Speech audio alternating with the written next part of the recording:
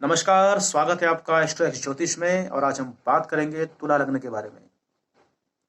जी हाँ, तुला लग्न यानी कि काल पुरुष की कुंडली की सप्तम भाव की राशि जब आपके लग्न में हो या आपकी कुंडली के प्रथम भाव में जब 7 का अंक अंकित हो, तो इस बात का संकेत है कि आपका जन्म तुला लग्न में हुआ है। और कुदरत ने आपको, इस प्रकृति ने आपको इस धरा पर, इस धरती पर संतुलित जीवन जीने के लिए भेजा है।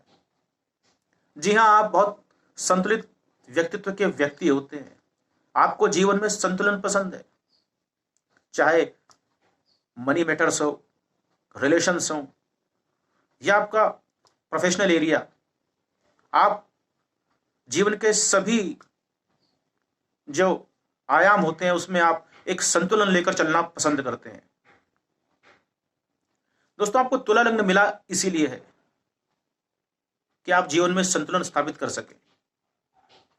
आप देखिए, कुंडली का जो आपका जो प्रथम भाव है उसमें तुला लग्न आया है, लेकिन काल पुरुष की कुंडली का जो प्रथम भाव है, जो मेष राशि है, वो सप्तम में शिफ्ट हो गई है, सप्तम में चली गई है। काल पुरुष की कुंडली का सप्तम भाव प्रथम भाव में आ गया है और प्रथम भाव सप्तम भाव में चला गया। इसी तरह से अगर आप तुला लग्न की कुंडली का सेकंड हाउस देखेंगे तो जो वृश्चिक राशि, जो अष्टम भाव की राशि है, वो आपके सेकंड हाउस में आ गई है। और जो सेकंड हाउस, जो काल पुरुष की कुंडली का जो द्वितीय भाव है, वृष राशि है, वो अष्टम भाव में चली गई है। आप तुला लग्न की कुंडली का जो प्रत्येक भाव देखेंगे, प्रत्येक हाउस देखेंगे, तो वो अपने से सातवें स्थान वाले भाव से शिफ्ट हो गया, एक्सचेंज कर गया है। और दोनों की सप्तम दृष्टि एक दूसरे पड़ती है। फर्स्ट हाउस की सप्तम दृष्टि जो है वो सप्तम भाव पे, सप्तम की फर्स्ट हाउस पे। तो कहीं ना कहीं दोस्तों एक बैलेंस बराबर बन के चलता है। 180 डिग्री का जो एंगल बना उस पर एक बराबर जो एक संतुलन बन के चला हुआ है। तराजू का जो पलड़ा है वो दोनों पलड़े बराबर हैं। तुला राशि का साइन ही तराजू है। आप देखिए, बिल्कुल बैलेंस है कुंडली। और यही कारण है कि तुला लग्न के जो जातक होते हैं वो जीवन में संतुलन को पसंद करते हैं, जीवन के सभी आयामों में संतुलन लेकर चलते हैं, लाइफ में बहुत बैलेंस्ड होते हैं। तुला राशि वायु तत्व की राशि है, मूवेबल राशि है, चर राशि है। तो देखने में आता है जो तुला लग्न के जातक होते हैं वो अपने सोशल एरिया में बहुत एक्टिव रहते हैं, उनका सोशल एरिया बहुत फैला हुआ रहता है।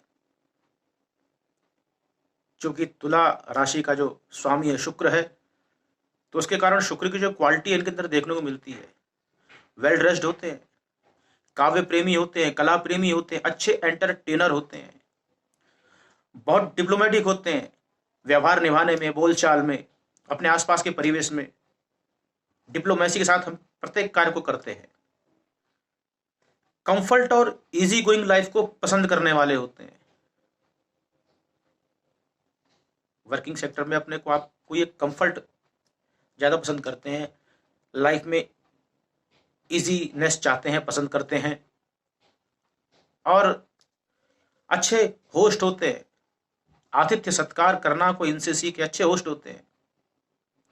इनकी मार्केट सेंस बड़ी गजब की होती है, कैसे डील करना है पब्लिक के साथ में अच्छी तरह आता है। जहां तक बात की जाए इनकी कुंडली के सेकंड हाउस की, तो सेकंड हाउस में वृश्चिक राशि आ गई। और जैसे मैंने बताया था दोस्तों कि जो नेचुरल जियोडिक का जो सेकंड हाउस है, जो वृष राशि है, वो अष्टम में चली गई, हाउस एक्सचेंज हो गया अष्टम का सेकंड से, सेकंड का अष्टम से। तो कहीं ना कहीं आप देखिए, जो द्वितीय भाव है, द्वितीय भाव किसका है? आपकी वाणी का है, आपके बोलचाल के तरीके का है, आपके बैंक बैलेंस का है। सेकंड हाउस डिनोट करता है कि आपका जो चाइल्डहुड है, वो बचपन जो कैसे बीता है, आपके पैटर्नल रिलेशंस कहते हैं ये, आपका जो पैटर्नल रिलेशंस है वो कैसे है ये बताता है। और अगर जब अष्टम भाव जो है काल पुरुष का यानी वृश्चिक राशि यहां अगर बैठ जाती है, तो कहीं ना कहीं ये इस बात को इशारा करती है दोस्तों कि आपका जो चाइल्डहुड है, जो फैमिली एनवायरनमेंट रहा है बचपन में आपका, वो बहुत एक तरह से देखा जाए तो स्ट्रिक्ट रहा है, बहुत स्ट्रगल वाला रहा है। और आपकी जो स्पीकिंग जो एबिलिटी है उसकी बात की जाए तो आपकी जो बोली है, जो बोलचाल का लहजा है, उसमें एक गंभीरता और एक शांत प्रवृत्ति देखने को मिलती है। आप बोलने बहुत कूल एंड काम होते हैं। आपका जो बोलने का लहजा है वो उसमें ठहराव होता है। आप क्योंकि बहुत सोच समझ कर, नाप तोल कर बोलते हैं, इसलिए आपके बोलने के जो लहजा है उसमें एक ठहराव देखने को मिलता है। आप रुक रुक कर या बहुत सोच समझ कर बोलते हैं, बहुत सॉफ्ट बोलते हैं। आपका बैंक बैलेंस अगर उसकी बात की जाए तो आपके बैंक बैलेंस को आप किसी के सामने शो नहीं करते, आप छुपा कर रखते हैं।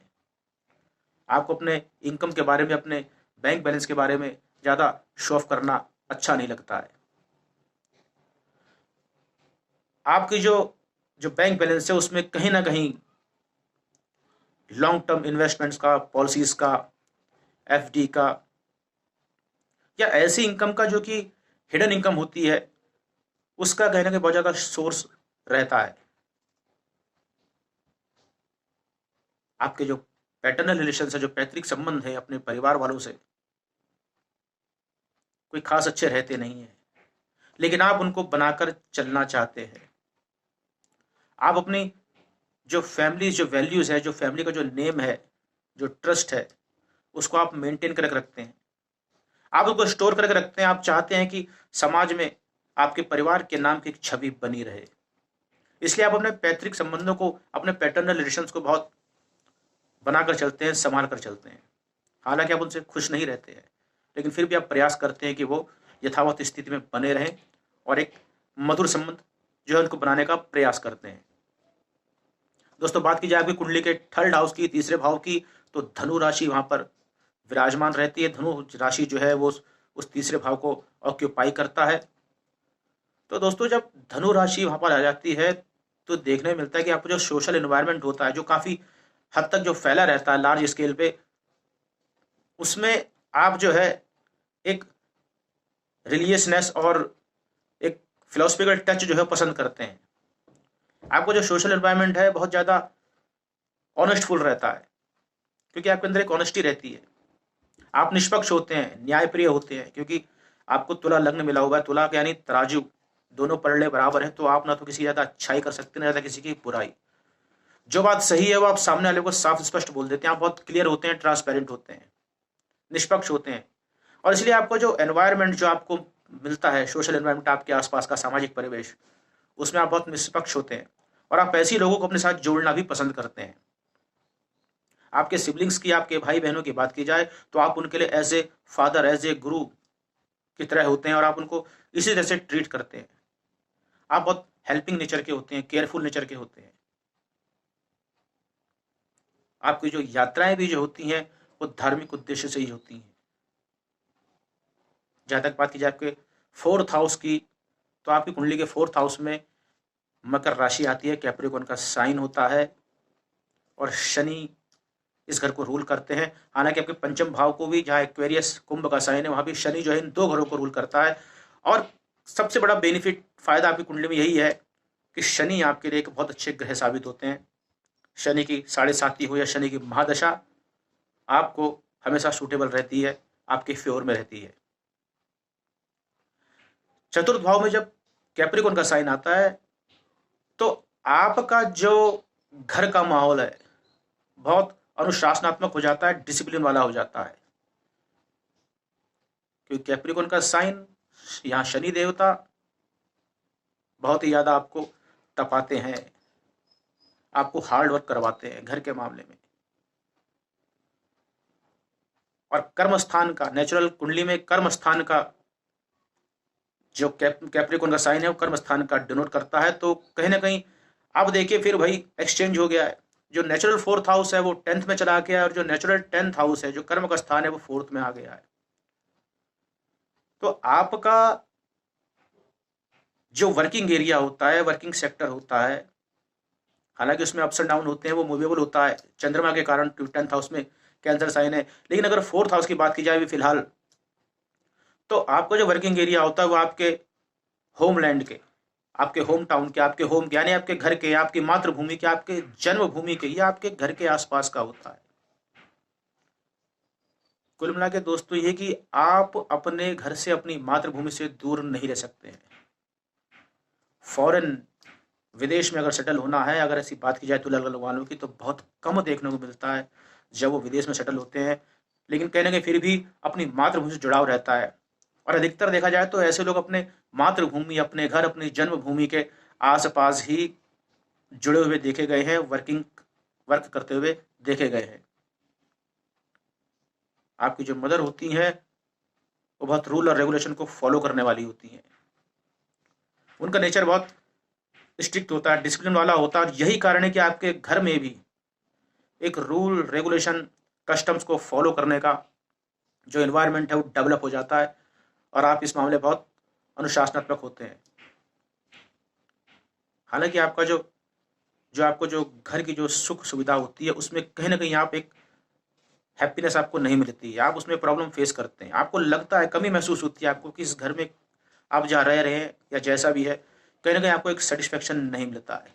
लेकिन फिर भी आप एडजस्ट करते हैं। आपका जो कर्म होता है दोस्तों वो बेसिकली अपने घर, अपनी माता और अपनी जन्मभूमि के प्रति समर्पित रहता है।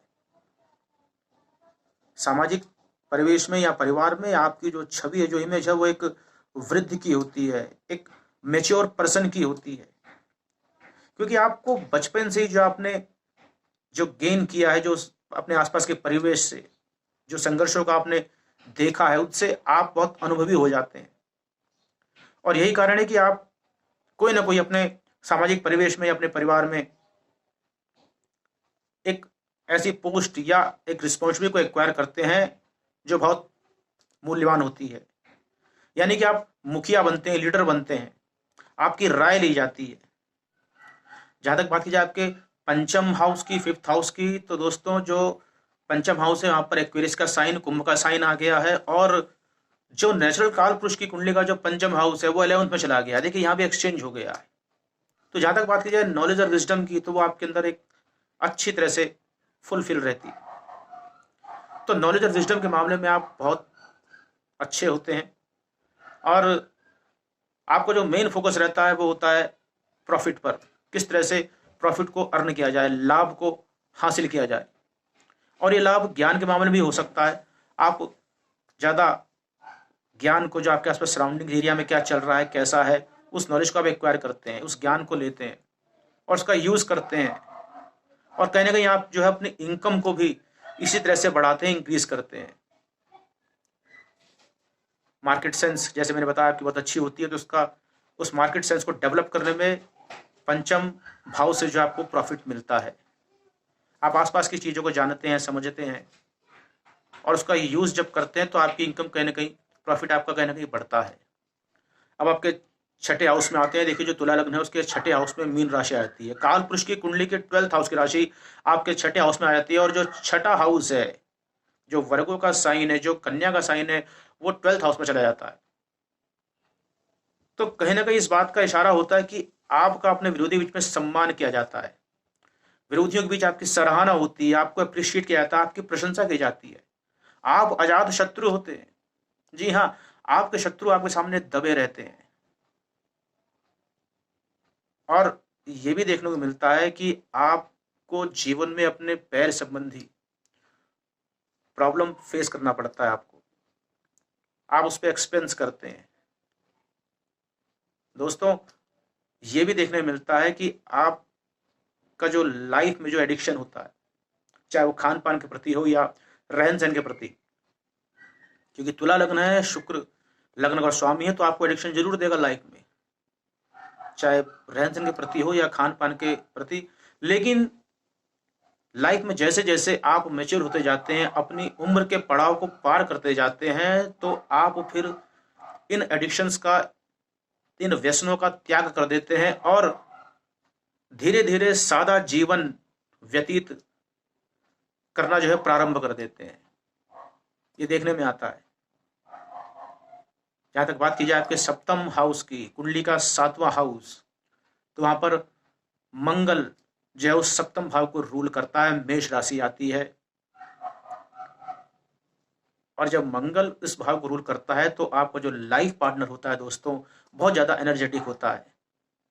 आपका लाइफ पार्टनर में एक ब्रेवनेस होती है, वो बहुत एक्टिव होता है और वही आपको इंस्पायर करता है। आपको अपने लाइफ में आगे बढ़ने में सपोर्ट मिलता है तो अपने लाइफ पार्टनर का।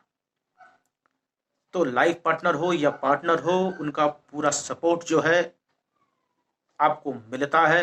वो आपको इंस्पायर करते हैं, आपके कंधे से कंधा मिलाकर चलाते हैं और जीवन में आपकी सक्सेस में उनका भरपूर हाथ रहता है। कुंडली के 8वें भाव में वृष राशि, जैसे मैंने बताया कि आपका जो बोलने का लहजा है वो कहीं ना कहीं एक ठहरावली होता है, शांत होता है, गंभीर होता है। ये भी देखने में आता है दोस्तों कि आप लाइफ में जो है व्रत और उपवास, फास्ट, उस पर आप फोकस्ड जरूर होते हैं। आप इन चीज़ों को रखते हैं लाइफ में, व्रत हो या उपवास हो, जीवन में इस चीज़ को अपनाते हैं। खान पान में बहुत कंट्रोल करते हैं अपने। आपके 9th हाउस में दोस्तों मिथुन राशि आती है और जो 9th हाउस है वो 3rd हाउस में चला जाता है, धनु राशि, यानी कि आपकी तीसरे भाव चली जाती है। यहाँ भी एक्सचेंज हो गया है। तो आपकी जो ट्रेवल्स होती हैं, यात्रा होती हैं, वो रिलीजियस पर्पस के लिए होती हैं। आप प्रोफेशनल पर्पस के लिए कोई यात्रा नहीं करते हैं। आपकी जो यात्राएं होती हैं वो अधिकतर धार्मिक या आध्यात्मिक सुकून के लिए यात्राएं होती हैं। और अब बात करें 10th हाउस की, तो कैंसर का साइन है, कर्क का साइन है, चंद्रमा रूल करता है। तो मैंने बताया पहले भी आपको दोस्तों कि आपको जो वर्किंग जो पैटर्न होता है काफ़ी मूवेबल होता है, उसमें कहीं अप्स एंड डाउन्स आप देखते हैं। और अधिकतर ये भी देखा गया दोस्तों कि आपका जो जो वर्किंग जो एरिया रहता है वो देखा जाए तो एक तरह से मार्केटिंग बेस पे ज़्यादा रहता है, क्योंकि चलायमान होता है, मार्केटिंग बेस पे रहता है। और कई बार तो दूध और डेयरी का काम करते हुए भी ऐसे लोगों को देखा गया है, या जो जो लिक्विड आइटम्स होती हैं उस चीज़ों का काम करते हुए ऐसे लोगों को देखा गया है। ब्रिवरीज फैक्ट्रीज में हो सकते हैं या वाइन शॉप्स में, और बाकी जो चंद्रमा से रिलेटेड काम होते हैं वो अधिकतर इनको करते हुए देखा गया है। लेकिन कुल मिला के जो काम होगा इनका वो अपने होम से ही जुड़ा हुआ, अपने होम टाउन से, अपनी मातृभूमि से ही जुड़ा हुआ देखा गया है। आपके 12th हाउस में कन्या राशि विराजमान रहती है, कन्या का साइन रहता है दोस्तों। तो कालपुरुष कुंडली का 6ठा हाउस जो है वो आपके 12th हाउस में आता है और जो है इस ये बात का इशारा करता है कि आप रिगार्डिंग फॉरेन रिलेशंस हो या फॉरेन पॉलिसी हो या विदेश में सेटलमेंट हो या लॉन्ग डिस्टेंस ट्रेवल्स हो, उस मामले में आप एक न्यू आइडिया, एक न्यू इनोवेशन जो है उसको क्रिएट करते हैं। लेकिन इसके लिए आपको बहुत चैलेंजेस और कंपटीशन में फेस करना पड़ता है। विदेशी मामलों में अगर सक्सेस आपको जो मिलती है वो हर्डल्स और परेशानियों के बाद मिलती है। कहीं ना कहीं आपको फॉरेन रिलेशंस मामले में या फॉरेन जो डिस्टेंस जो ट्रेवल्स है उस मामले में, या डिस्टेंस जो रिलेशंस हैं, जो दूर के संबंध होते हैं, उस मामले में आपको कहीं ना कहीं प्रॉब्लम फेस करना पड़ता है, हर्डल्स फेस करना पड़ता है। दोस्तों आपके जो लाइफ है, जो तुला लग्न वालों का जो एक जीवन का सार है, वो यही रहता है कि ना काहू से दोस्ती और ना काहू से बैर।